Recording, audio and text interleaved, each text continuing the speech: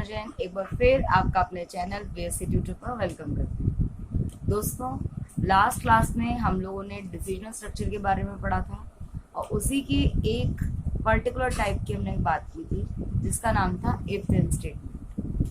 आज हम if then statement का नेक्स्ट वर्जन देखने जा रहे हैं कि आपका नेक्स्ट वर्जन क्या है और हाउ इट इज यूजफुल। ठीक है दोस्तों, तो चलिए शुरू करते हैं। दोस्तों, जो उसका दूसरा स्ट्रक्चर है हम उसको बोलते हैं if then else statement. Basically आपने देखा था कल जब हम लोग स्ट्रक्चर पढ़ रहे थे इफ देन स्टेटमेंट का, अगर हमारी कंडीशन ट्रू थी तो हमारी इफ बॉडी एग्जीक्यूट कर रही थी और अगर हमारी जो कंडीशन थी वो फॉल्स हो रही थी तो हमारी बॉडी एग्जीक्यूट नहीं कर रही थी।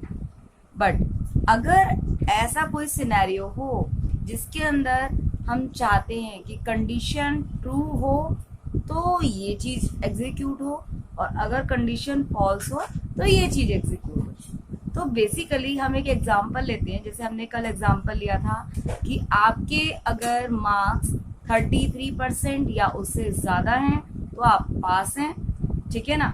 मगर आज हम उसके अंदर थोड़ा सा ऐड ऑन कर रहे हैं। अगर आपके 33% मार्क्स नहीं है, वैसे तो वेल नोन है कि आप फेल हो, बट हम उसको अगर प्रोग्रामिंग के थ्रू डिस्प्ले करना चाहेंगे तो हाउ कैन वी डू। तो चलिए दोस्तों उस एग्जांपल को आगे इलैबोरेट करते हैं यूजिंग एल्स पार्ट। ठीक है, आइए दोस्तों एग्जांपल को देखते हैं। हम लोग पढ़ रहे हैं इफ देन एल्स स्टेटमेंट का एग्जांपल। तो देखिए, सबसे पहले मार्क्स वेरिएबल है जिसमें मैंने वैल्यू असाइन करी है 83, ठीक है ना। अब मैं स्टार्ट कर रही हूँ if statement. If then condition. अब देखिए कंडीशन क्या है, marks is greater than is equal to 33। अब देखिए मार्क्स में क्या वैल्यू है, मार्क्स में वैल्यू है 83। क्या 83 जो है वो ग्रेटर है 33 से? Yes, it is greater. इसका मतलब क्या है, ये आपका इफ जो स्टेटमेंट में ये लाइन लिखी हुई है, it will print this statement, it will print you are pass. अब मगर देखिए आपका सिर्फ इफ ब्लॉक की स्टेटमेंट ही एग्जीक्यूट होगी, मगर क्या आपको लगता है ये एल्स पार्ट पे कहीं पर भी जाएगा? No, it will not go. क्यों? क्योंकि हमारी कंडीशन ट्रू हो गई है तो हमने इफ ब्लॉक को एग्जीक्यूट कर दिया है। मगर अगर सपोज कीजिए ये 83 की जगह पर होता 23, ठीक है ना। मार्क्स की वैल्यू क्या है 23। अब देखिए इफ स्टेटमेंट पे आया और अब क्या बोल रहा है, मार्क्स इज ग्रेटर देन 33। अब ये क्या कर रहा है, मार्क्स में क्या वैल्यू है इस टाइम, मार्क्स में वैल्यू है 23। अब देखिए 23 is greater than 33। No, now it will check कि इज इक्वल टू ऑपरेशन क्या सेटिस्फाई कर रहा है कंडीशन को। देखिए 23 is equal to 33। No, it means condition becomes false. अगर कंडीशन फॉल्स हो गई तो इसका मतलब ये है कि आपका जो इफ ब्लॉक की जो ये वाली स्टेटमेंट है, ये वाली स्टेटमेंट एग्जीक्यूट नहीं होगी, ठीक है ना। अब वो देखेगा, अच्छा एल्स पार्ट है इसका, ओके एल्स पार्ट है, ठीक है। वो जाएगा, वो देखेगा कि क्या लिखा हुआ है, यू आर फेल। तो आपका वो क्या डिस्प्ले करा देगा on the screen, you are fail. तो आप देख रहे होंगे कि अगर हमारा कंडीशन ट्रू होती है तो हम इफ ब्लॉक एग्जीक्यूट करते हैं, अगर कंडीशन ट्रू नहीं होती है उस केस में हम क्या करते हैं, उस केस में इफ पार्ट एग्जीक्यूट नहीं होता, एल्स पार्ट ही अकेले एग्जीक्यूट होता है और जो भी आपके एल्स में स्टेटमेंट्स होंगी दैट विल बी एग्जीक्यूटेड। मगर एक चीज का ध्यान रखिएगा, आप लोग ये मत सोचिएगा कि सिर्फ प्रिंट स्टेटमेंट्स ही हम लोग यूज करते हैं विद इन इफ और एल्स ब्लॉक।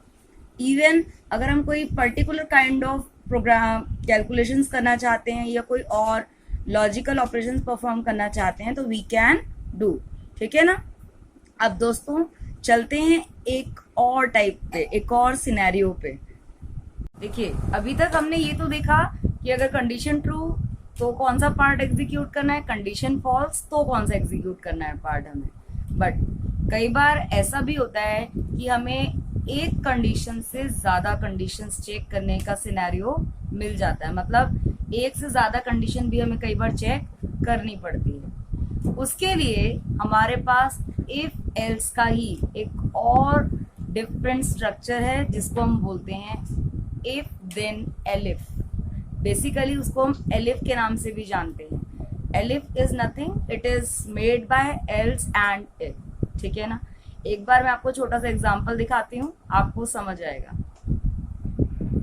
देखिए दोस्तों, अब हम बात करें एक ऐसे एग्जांपल की जिसमें हम लोग अपने स्कोर के अकॉर्डिंग डिसाइड करेंगे कि आप टॉपर हैं, फर्स्ट डिवीजन स्कोर किया है या फिर सेकंड डिवीजन स्कोर किया है या फेल हो। तो देखिए इसमें सिनेरियो क्या है। अगर आपके मार्क्स स्कोर जो है 90 से ऊपर हैं, इसका मतलब क्या है, आप टॉपर हो। अगर आपके मार्क्स 60 से 90 के बीच में लाया करते हैं, इसका मतलब आप फर्स्ट डिवीजन में हो। इसके अलावा अगर 40 से 60 के बीच में मार्क्स, 59 तक के बीच में मार्क्स आपके स्कोर्ड हैं, तो आप सेकंड डिवीजन में आओगे। अदरवाइज आप क्या कंसीडर होगे, फेल। तो देखिए दोस्तों, सबसे पहले मैंने स्कोर एक वेरिएबल लिया है जिसके अंदर मैंने मार्क्स दिए हैं 78, मतलब स्कोर के अंदर असाइंड है वैल्यू 78। अब देखिए, अब मैं चेक कर रही हूँ if score is greater than 90, मतलब 91 से ऊपर है ना। अगर 91 और 91 से ऊपर अगर नंबर हैं तो हम क्या करेंगे, अगर ये कंडीशन सेटिस्फाई हो रही है तो वी विल प्रिंट टॉपर। ठीक है ना।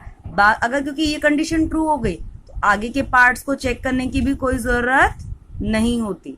बट अगर लेट सपोज अभी यहाँ पर 78 है, तो क्या स्कोर जो है 78 is greater than 90? No, condition becomes false. तो इसका मतलब ये वाला पार्ट एग्जीक्यूट नहीं होगा। अब देखिए नेक्स्ट पार्ट में आए, एल इफ। देखिए अब एलिफ लिखा है मैंने इकट्ठे, इसके बाद ये लिखा है score is greater than 60 and score is smaller than is equal to 90। देखिए हमने पहले 90 से ऊपर चेक किया था, 90 के बराबर चेक, 90 के बीच में है या नहीं है। तो देखिए अगर आपके मार्क्स कितने थे, 78, 60 और 90 के बीच में लाए कर रहे हैं, इसका मतलब कंडीशन क्या हो गई आपकी, ट्रू हो गई है।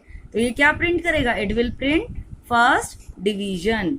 बट अगर ये 78 की जगह अगर आपका लेट सपोज 48 होता तो क्या ये कंडीशन ट्रू होती, नहीं होती।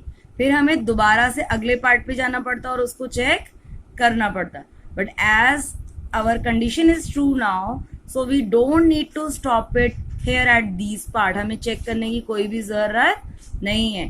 हम सिंपली क्या प्रिंट करेंगे, फर्स्ट डिवीजन। ठीक है ना दोस्तों। तो एक ही बहुत छोटा सा एग्जाम्पल था जिसके अंदर अगर आप देख रहे हो तो हम डिफरेंट कंडीशंस को एक साथ चेक कर रहे हैं। अगर ये कंडीशन ट्रू नहीं है तो हम अगली कंडीशन चेक करेंगे, अगर अगली कंडीशन भी ट्रू नहीं है तो हम आगे जाएंगे, और अगर वो भी कंडीशन ट्रू नहीं है तो हम एल्स पार्ट के लिए देखेंगे, और जो भी एल्स पार्ट में लिखा है दैट विल बी एग्जीक्यूटेड। ठीक है ना दोस्तों। अच्छा दोस्तों, मुझे उम्मीद है कि आपको ये टॉपिक समझ आया होगा। कल की क्लास में हमने इफ का नॉर्मल स्ट्रक्चर कवर किया था। आज की क्लास में हमने इफ एल्स और एलिफ स्टेटमेंट, दोनों तरीके की स्टेटमेंट्स को देखा है। तो अगर आपको अभी भी अगर कोई डाउट हो तो आप मुझे कमेंट सेक्शन और मेरी मेल आईडी के थ्रू मेरे को कांटेक्ट कर सकते हैं। और अगर फिर भी आपको अगर ये मेरा टॉपिक समझ आया हो, पसंद आया हो, तो इसमें कमेंट करना ना भूलें, लाइक करना ना भूलें और मेरे चैनल को सब्सक्राइब करना ना भूलें। Thank you, bye bye, take care.